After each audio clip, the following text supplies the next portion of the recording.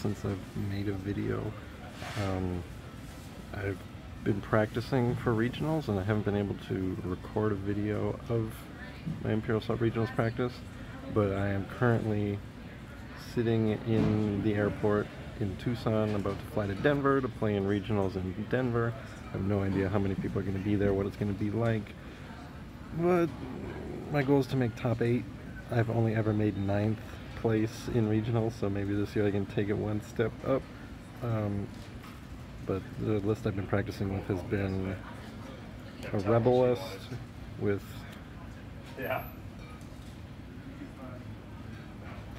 Han Solo with his upgrade card, Elite, Alliance Rangers, Hera, Gideon, 3PO, Kotun, and an Alliance Smuggler. I've been having mixed results with it in practice, but I didn't want to switch what I was doing since I think I'm getting a better idea of how to use it, so we'll see. And I do have a first round bye going into the tournament, so let's see how this goes, I guess.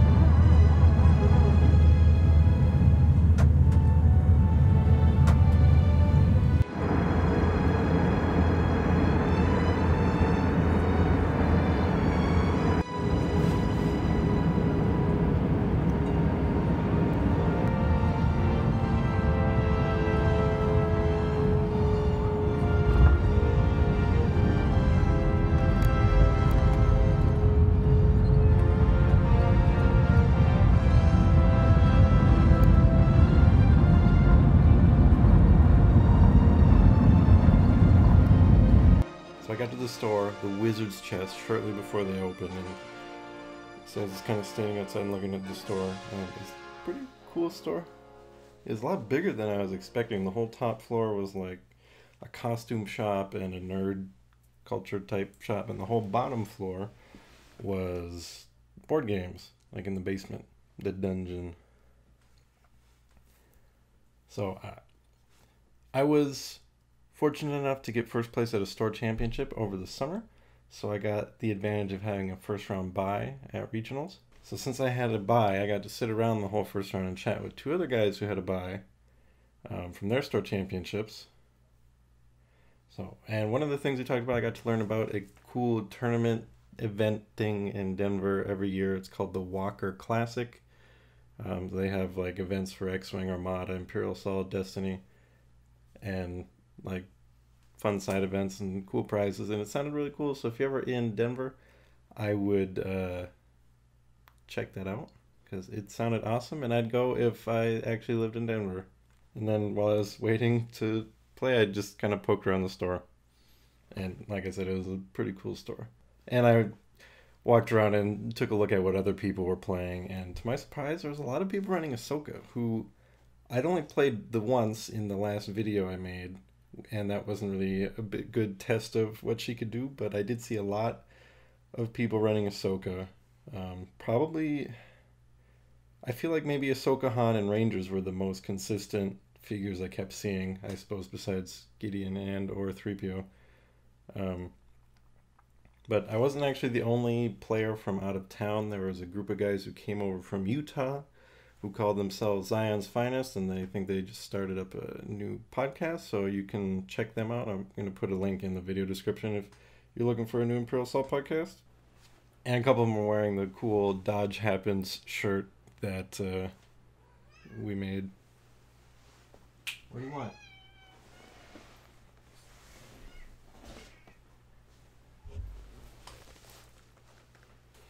Okay, so round 1's over, which I technically get a win on. Are you gonna be quiet, or are you gonna...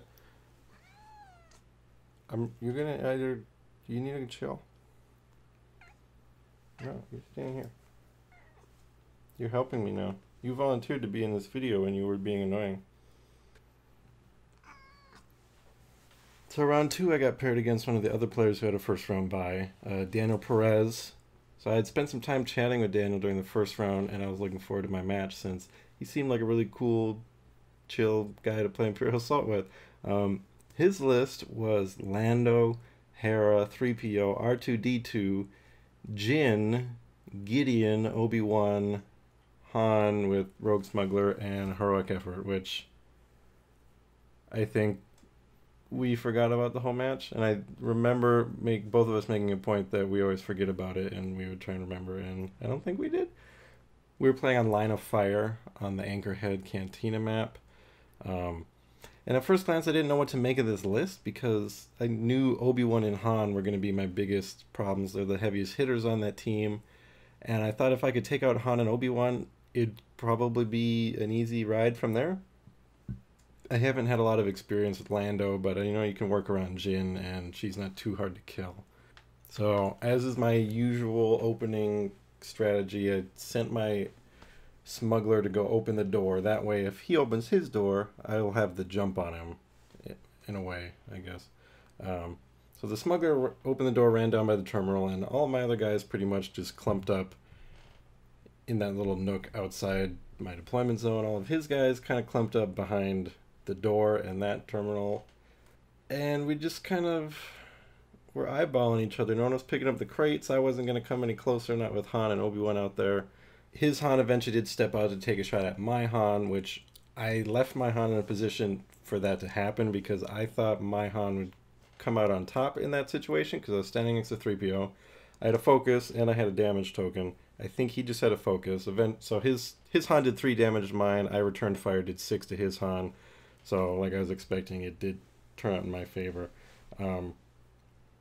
Eventually, I was able to knock down his Han. Obi-Wan finally ran over and tried to slice up my Han, which he probably would have, but I rolled 2 dodges with my Han.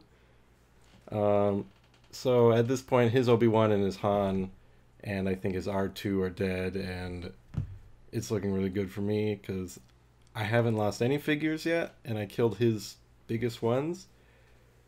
And then I see Jin and Lando, they scurry off and each pick up a box. So now they can't shoot, but if they get those boxes back home, they're going to get 20 points, which is going to really close things up. Because I think at this point I had about 22 points or something. I don't remember the exact scores, which is probably bad of me. So I was about to shoot at... Lando was just sitting right in the middle with his box. I'm like, okay, I can't let him get the box. So I shoot at him with Han, with my end of round effect shot. And he plays his Lando ability, turns his defense down to a white die. Then he plays cheat to win, turns it into a dodge. Nothing I can do about that. Then started next round, I have initiative. I'm like, okay, I'll try and shoot at Lando again. I shoot at him, he plays on the lamb, uses that to scoot right up to the end zone to score the box on his next activation. Jin comes sprinting in there and scores her box. Now all of a sudden, I'm only up by like 2 points. And I'm like, oh... Then he drops one of my Rangers. I kill his Lando. I think at this point I'm down by like 1. I send all my... I've got 1 activation left. I need to kill Jin in order to win. And I've just got the Smuggler left to do it because everyone else was busy trying to kill Lando and Jin. Jin's got, I think, 1 hit point left. The Smuggler's only got to do 1 hit point. But he activates and he's right next to Jin, so she hair triggers him to death. And I think I ended up losing that one by 4 points when I... Like in 2 activations, he scored 20 points from those boxes, and there was nothing I could do to stop it. So I lost round 2. Round 3, I got paired against John Conley, the cool guy who runs that Walker Classic tournament I was telling you about.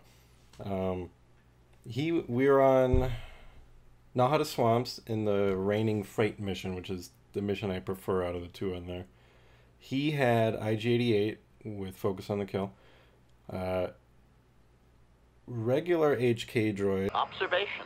I think this meatbag has hostile intentions, Master. This is going to be fun. I split my group into like 3s or kind of 2.5. The smuggler went off by himself to go grab a box. I made sure to use Gideon's and Hera's extra movement to get him a box first round, and then he fell back and hung out by the terminal. The Rangers kind of stuck in the middle around the terminal, covering the middle, and everybody else started scooting slowly up the right side. And, well, right off the bat, one of his HKs dropped one of my Rangers in one shot. And then the other HK nearly killed my other Ranger, so right away I'm like, this isn't going well. I've already lost a Ranger and almost a dead Ranger. I did manage to return fire on some HKs. I killed one of his HKs, really hurt the other one. Next time around, his HK just obliterates one of my full health Rangers with himself, plays wild attack, just gone. Then he drops the Glory of the Kill card to heal himself up now that HK's at full health again. I did manage to take out IG-88. So meanwhile, this whole time, Vinto and BT are kind of on the other side of the map away from the fight, which was really good for me. Trying to come up from below that cliff area.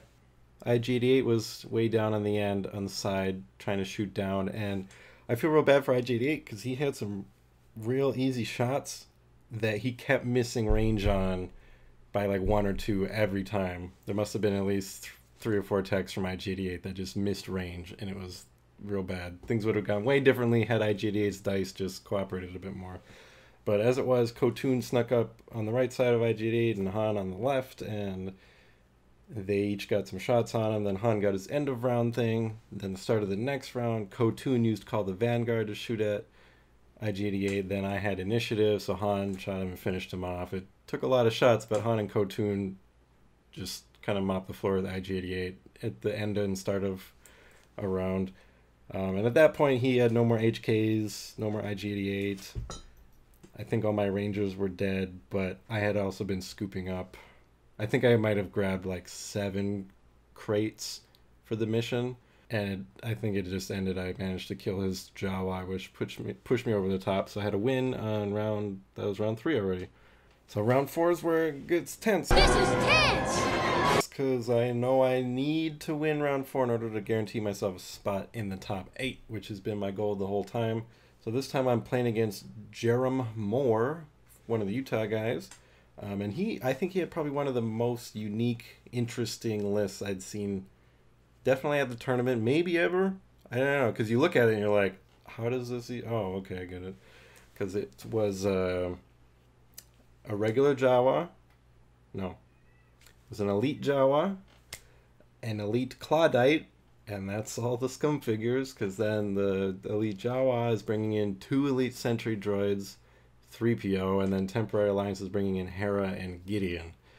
And so with Gideon and 3PO focusing up those sentry droids, and the Claudite using the Senator form to give them surge tokens and damage tokens, they were doing a lot of damage. I had previously written off elite sentry droids, but I'm pretty sure one of them one-shot killed one of my Rangers and almost one-shot killed another one. So this was on new ownership on Jabba's Palace. Again, I used the smuggler to open the door right away. He jumped down the Rancor chute, sat at the bottom, and just started banking me points every turn.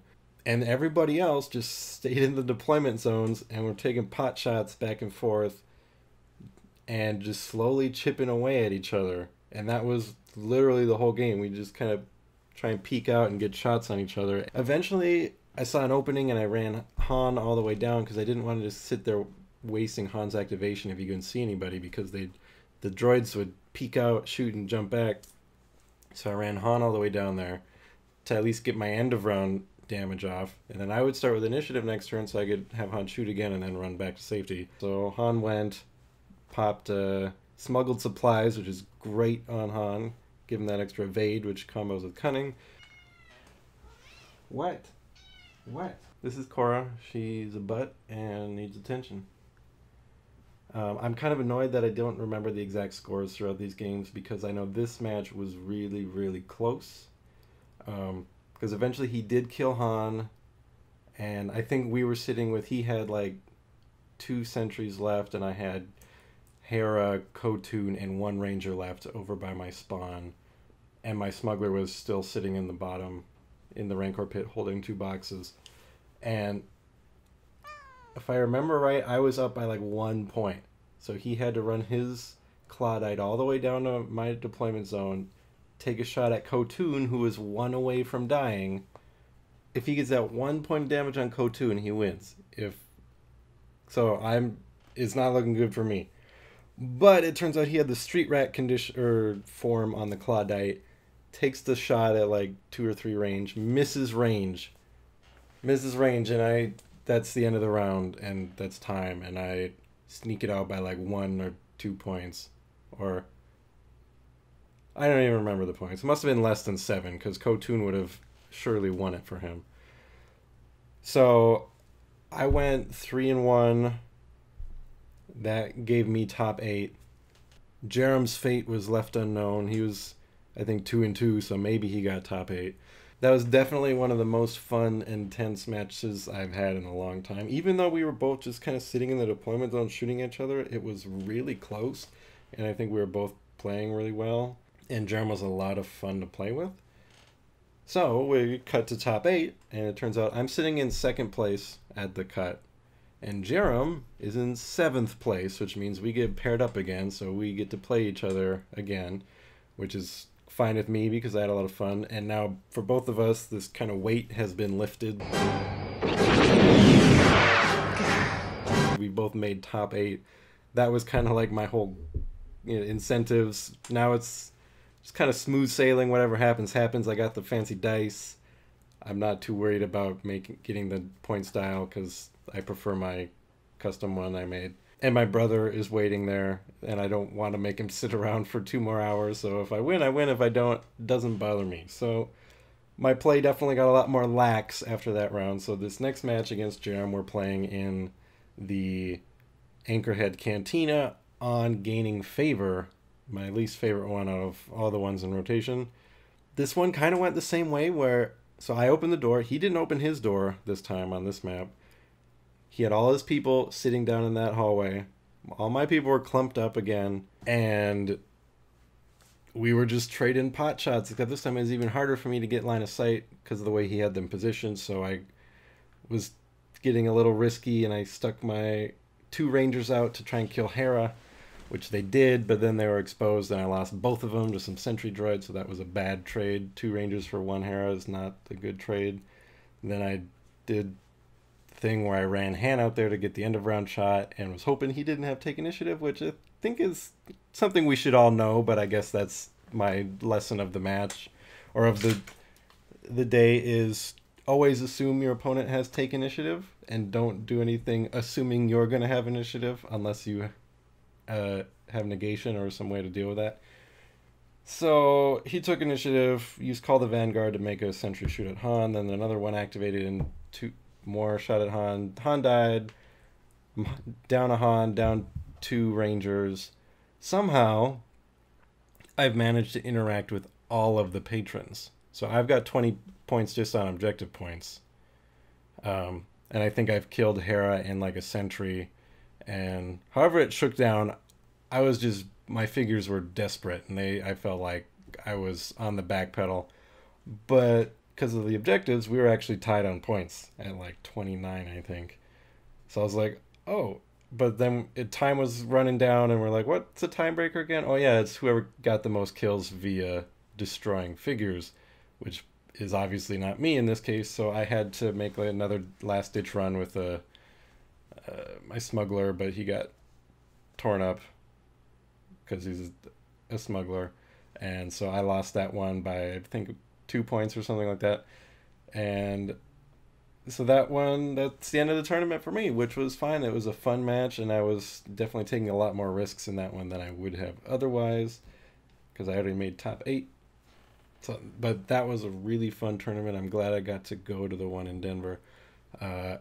Huge thanks to Jesse Betts. He was the TO. He put on a really great tournament. The prize pool was really cool, so thanks to Wizard's Chest to hooking us up with some cool prizes, and thanks Jesse for running such a smooth event, and thanks Jesse for getting me some of these lists after the fact, because I guess I didn't write them down because I'm real good at this sort of thing. And he also gave me the breakdown of the top 4 and the final match, and I figure you'd probably want to know that. So the top 4, well, Jerem made top 4 because he beat me. He ended up playing against Matt Richards, who had Ahsoka, Drakata, Elite Rangers, Hera, Gideon, 3PO, regular Smuggler. So actually really close to my list. Yeah, instead of Han and Kotun, he's got Ahsoka and Drakata. That's otherwise the same as my list. The other match in the top 4 was John Grasser and Daniel Perez. Daniel was the one who beat me in round 2. And John Grasser had Vader with Driven by Hatred, the Emperor, 2 sets of Elite Jet Troopers, and 2 regular officers and Zilla Technique. John Grasser won his match in top 4, and Matt Richards won his. So the top 2 was the Vader list versus the Ahsoka Drakata list, and Matt Grasser went on to win. So the winning list was the one with Vader in it, which I think was actually the only Vader list in the tournament that I saw, but maybe it was definitely the only one in the top 8. So there was actually really good diversity of lists at the regionals. There was no Ugnaughts, which was amazing. Yeah, it was a fun event. That's how it went. I made top 8. I hope you liked this video. First time trying one of these video reports. Thanks for watching. If you liked it, just thanks.